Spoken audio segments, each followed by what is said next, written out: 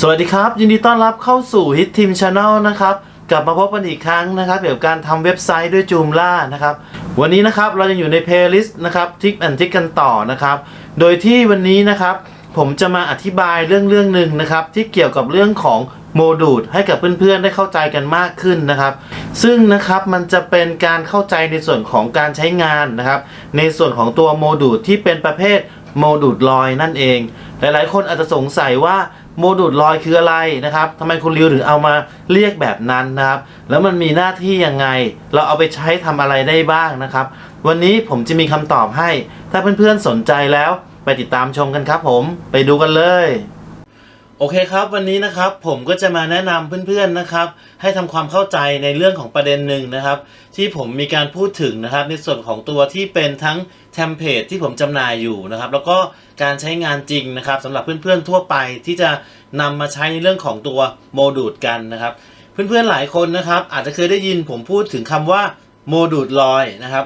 โมดูลลอยนะครับหลายๆคนอาจจะสงสัยว่ามันคืออะไรนะครับแล้วทำไมผมถึงเรียกแบบนั้นนะครับต้องบอกอย่างนี้ก่อนว่าจริงๆแล้วเนี่ยหลักการที่เราจะนำโมดูลนะครับหรือ extension ที่เป็นประเภทโมดูลเนี่ยมาใช้งานเนี่ยโดยหลักแล้วเนี่ยเราต้องทำการใช้โมดูลกับตำแหน่งนะครับหรือ position ที่มีอยู่ในหน้าเว็บไซต์นะครับหรือมีอยู่ในตัวเทมเพลตนั่นเองนะครับดังนั้นการที่เราจะเอาโมดูลเนี่ยมาใช้งานได้ต้องระบุเรื่องของ position ซึ่ง position จะต้องระบุมีอยู่ในตัวเทมเพลตนั่นเองเราถึงจะเห็นในเรื่องของตัวโมดูลนั้นแสดงผลนะครับอย่างเช่นนะครับในตัวมินิมอลนะครับที่ผมใช้งานหรือ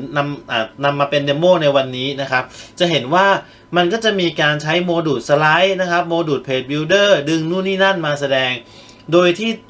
ตรงโมดูลพวกนี้จะถูกดึงมาแสดงผ่านทาง position ที่ถูกระบุลงในตัวเทมเพลตนั่นเองนะครับแต่ว่านะครับมันก็จะมีอีกในกรณีหนึ่งที่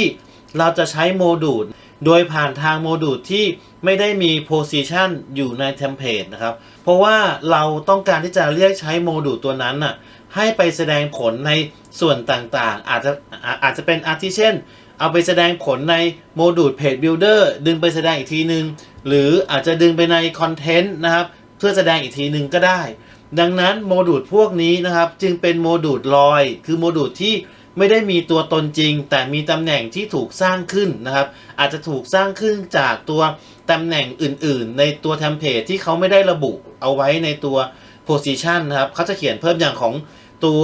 มินิมอลอย่างเงี้ยผมก็จะมีแท็บ1แท็บ2แท็บ3แท็บ4ถึงจนถึงแท็บ10เนี่ยเป็นโมดูลลอยให้นะครับแต่ว่าเราเองก็สามารถที่จะสร้างนะครับเจ้า position เนี่ยเพื่อทำเป็นโมดูลลอยได้เองเหมือนกันนะครับโอเคเดี๋ยวเราไปดูนะครับความเข้าใจในส่วนนี้กันนะครับก่อนอื่นเลยก็ให้เพื่อนๆเข้าสู่หลังบ้านของตัว Joomla นะครับไปที่ extension เลือกที่ไซส์โมดูลแบบนี้นะครับสมมุติว่าผมจะสร้างใหม่ขึ้นมาสักตัวหนึ่งนะครับเอาเป็นตัวคัสตอมก็ได้ง่ายๆก่อนคัสตอมแบบนี้นะครับสมมุติว่าผมตั้งชื่อเขาว่าสักครู่นะครับเทส1แบบนี้อย่างนี้นะครับจากนั้นก็ตรงตำแหน่ง position ตรงนี้ครับโดยหลักแล้วโดยทั่วไปเนี่ยที่ผมเคยสอนไว้ว่า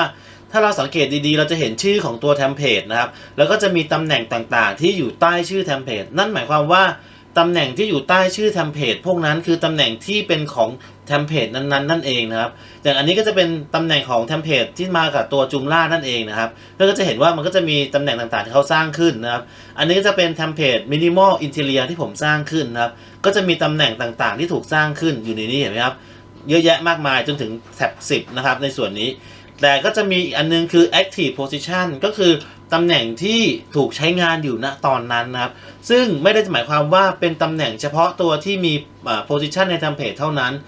เป็นตำแหน่งไหนก็ได้ที่ถูกสร้างขึ้นและมีการเรียกใช้งานนั่นเองนะครับทีนี้ในกรณีถ้าเราใช้ position ทั่วไปเราอาจจะเลือกจากตำแหน่งของเทมเพลตทั่วไปถูกไหมครับแต่ถ้าในกรณีเราต้องการทำเป็นโมดูลลอยซึ่งเป็นตำแหน่งที่ไม่ได้มีอยู่ในตัวเทมเพลตนั้นๆเนี่ยเราสามารถที่จะพิมพ์นะครับเข้าไปในตำแหน่งของ position ตรงนี้ได้เลยสมมุติว่าผมคลิก1ทีนะครับจากนั้นผมก็พิมพ์เข้าไปเลยว่าสมมุติว่าเป็นตำแหน่ง test 1แบบนี้นะผมก็พิมพ์แบบนี้จากนั้นเมื่อพิมพ์เสร็จเรียบร้อยปุ๊บก็ให้ทำการ enter 1ทีนะครับ enter แบบนี้นะครับจะเห็นว่าตอนนี้เราจะได้ position ที่ขึ้นว่า test 1เกิดขึ้นนะครับ นั่นหมายความว่าตอนนี้เนี่ยโมดูลที่ชื่อ test 1ของผมก็จะมีตำแหน่ง position เป็นโมดูลลอยนะครับที่ชื่อว่า test 1เหมือนกันนะทีนี้ผมก็มากำหนดการแสดงผลนะครับของจำนวนหน้าเพื่อนๆหลายคนอาจจะสงสัยว่าโมดูลลอยจำเป็นต้องกำหนดเฉพาะหน้า1หน้า2ไหมนะครับต้องบอกอย่างนี้ก่อนว่าในกรณีถ้าเป็นโมดูลที่มี position จริงเราอาจจะต้องกำหนดตามหน้านั้นๆเพราะว่าในเทมเพลตมันมีการระบุ position ถูกไหมครับถ้าเราไม่กำหนดหน้าเนี่ยก็อาจจะทำให้โมดูลก็จะแสดงตามทุกหน้าที่เราเปิดเอาไว้แต่มันต่างกับโมดูลลอยที่ว่าโมดูลลอยไม่ได้มีตำแหน่งจริงในเทมเพลตดังนั้นต่อให้คุณเลือกนะครับเป็นแสดง all page แบบนี้นะครับมันก็จะไม่แสดงผลใดๆทั้งสิ้นเพราะว่าตำแหน่ง test 1ไม่มีอยู่ในตัวเทมเพลตนั่นเองนะครับแต่เราจะเอา test 1ไปดึงแสดงผลในส่วนต่างๆนั่นคือประเด็นของการที่เราเรียกใช้ในเรื่องของตัวโมดูลลอยนั่นเองนะครับโอเคทีนี้ผมก็ทำการ save and code ไปนะครับทีนี้ผมก็จะมาลองทดสอบให้เพื่อนดูเช่นผมจะมาที่ตำแหน่งตรงนี้ของ interior นั่นก็คือ content 1นะครับโอเคผมก็ไป filter option เลือกที่ content 1แบบนี้นะครับก็จะมีโมดูลที่เป็น page builder ของ interior อยู่ผมมาคลิกเข้าไปนะครับจากนั้นในแท็บ page builder ตัวนี้นะครับสมมุติว่าผมก็จะลากตัวนี้นะครับโมดูลนะครับอันนี้เป็นการดึงโมดูลมาแสดงแบบ page builder นะครับผมก็ลากมาเลยนะครับเอามาต่อท้ายตรงนี้ก็ได้ครับพอดีผมลืมไปว่าผมยังไม่ได้ใส่รายละเอียดลงไปใน editor ของตัว test 1นะแต่เดี๋ยวดึงมาแสดงผลก่อนก็ได้เราก็เลือก edit item นะครับจากนั้นเราก็เลือก select ตรงนี้นะครับ select จากนั้นก็ไปหาตัว test 1นี่ครับ test 1อยู่ตรงนี้เห็นไหมครับเป็นโมดูล customเราก็กด test 1นะครับเราก็จะได้ขึ้นมาว่าเป็น test 1โมดูล custom แบบนี้จากนั้นเราก็ลองเซฟดูนะครับถ้าเกิดว่าเรามาลองรีเฟรชตรงนี้นะครับลองรีเฟรชดูจะเห็นว่าตรงนี้ไม่ขึ้นเพราะว่าผมยังไม่ได้ใส่ในเรื่องของรายละเอียดนะครับเดี๋ยวเรากลับไปที่ตัว custom ถ้าเป็น page builder เราสามารถที่จะ edit ตัวโมดูลที่เราดึงจากในหน้า page builder ได้เลยนะครับเช่นตรงนี้ผมเลือก edit item นะครับจากนั้นก็เปลี่ยนจาก select มาเป็น edit ตรงนี้แทนนะครับคลิก edit นะครับตอนนี้ผมยังไม่ได้ใส่ใช่ไหมผมก็ใส่เข้าไปผมก็อยากใส่อะไรเข้าไปนะครับโอเคจากนั้นก็ทำการ save and close นะครับคลิก save and close มันจะเกิดมาอยู่หน้านี้นะครับเราก็กดปิดได้เลยนะครับปิดแบบนี้นะครับจากนั้นเราก็ทำการเซฟตัวถ้าจะให้ชัวร์ก็คลิกถูกทีนึงก่อนนี้ก็ได้แล้วก็ปิดนะครับแล้วก็ทำการเซฟแบบนี้นะครับจากนั้นเราลองมารีเฟรชดูนะครับรีเฟรชตัวนี้ดูเห็นไหมครับว่าสิ่งที่เราพิมพ์เข้าไปในโมดูลลอยมันก็จะถูกดึงมาแสดงผลที่ในส่วนของตัวที่เป็นคอนเทนต์1ด้วยนะครับทีนี้ในกรณีนะครับถ้าสมมุติว่าตัวโมดูลตัวนี้นะครับเป็นปลั๊กอินนะครับที่เราจะดึงมาแสดงผลไม่ว่าอะไรก็แล้วแต่เนี่ยนะครับที่เป็นปลั๊กอินนะครับเราต้องทำการเปิดในเรื่องของในส่วนตัวที่เป็นแท็บ Advanced ตัวนี้นะครับแล้วก็ทำการ activate content plugin เพราะว่าปกติแล้ว plugin ส่วนมากนะครับเราจะถูกดึงไปใช้อย่างเช่น Cypress แบบนี้จะถูกดึงไปใช้เป็น plugin ที่แสดงใน content gallery ถูกไหมครับแต่ว่าพอเราเอามาใส่หรือมาดึงในโมดูลเราต้องทำการเปิดในเรื่องของตัว content plugin ในส่วนนี้ให้เป็น yes ด้วยนะครับมันถึงจะแสดงในเรื่องของ gallery ของตัวโมดูลที่เราดึงมาด้วยนั่นเองนะถ้าเราไม่เปิดมันก็จะไม่แสดงผลในส่วนนี้นะครับโอเคแล้วในส่วนของตัวโมดูลเองนะครับสมมุติว่าโอเคผม cancel ก่อนนะสมมุติว่าผมเคลียร์ตัวนี้ก่อนผมไปหาในเรื่องของตัวที่เป็นgallery ใช่ไหมครับตัวนี้ผลงานของเราอยู่ที่ content 2content 2แบบนี้ตัวนี้คือ content 2ที่ดึงในเรื่องของ Cypress plugin มาแสดงในโมดูล custom นะครับจะเห็นว่าตรงนี้ก็จะมีนะครับช็อตโค้ดของตัวที่เป็นCypress นะครับดึงแกลเลอรี่ของตัวรูปภาพมาแสดงนะครับถ้าในกรณีเราดึงมาใส่ custom แบบนี้นะครับตัวออปชันของตัวโมดูล custom เนี่ยเราก็ต้องมากดในเรื่องของ prepare content ตัวนี้ด้วยนะครับให้เป็น yes แบบนี้นะครับมันถึงจะรันในเรื่องของตัวที่เป็นปลั๊กอินในส่วนของโมดูลคัสตอมนะครับมันถึงจะรันได้ถ้าเราไม่เปิดเราเลือกเป็น no แบบนี้แล้วเราไปเซฟนะพอเรามารีเฟรชดูครับตัวนี้มันก็จะไม่รันตัวโค้ดของตัวปลั๊กอินนะครับดังนั้นเราต้องเปิดตัวนี้ด้วยในกรณีที่เป็นตัวของมันเองก่อนนะครับเปิดตัวที่ option แล้วก็เปิดตัว prepare content ตัวนี้แล้วทำการ save and code นะครับโอเคแบบนี้นะเราก็จะได้ตัวโมดูลปลั๊กอินที่อยู่ใน content 2ใช่ไหมครับทีนี้เรากลับมาที่ content 1แบบนี้นะครับคลิกเข้าไปใหม่ในส่วนนี้ผมเอาออกนะครับการออกนะครับปุ๊บแล้วผมไปโหลดโมดูลเข้ามาใหม่นะครับคลิกเข้าไปนะครับแล้วผมก็ทำการคลิกตรงนี้นะครับแล้วก็ select ตัวนี้นะครับแล้วก็เป็นตัว content 2นะครับตัวนี้นะครับโอเคนี่เราโหลดตัวโมดูล content 2มาแล้วนะครับผมก็ทำการเซฟนะครับจากนั้นก็มาลอง refresh ดูนะครับ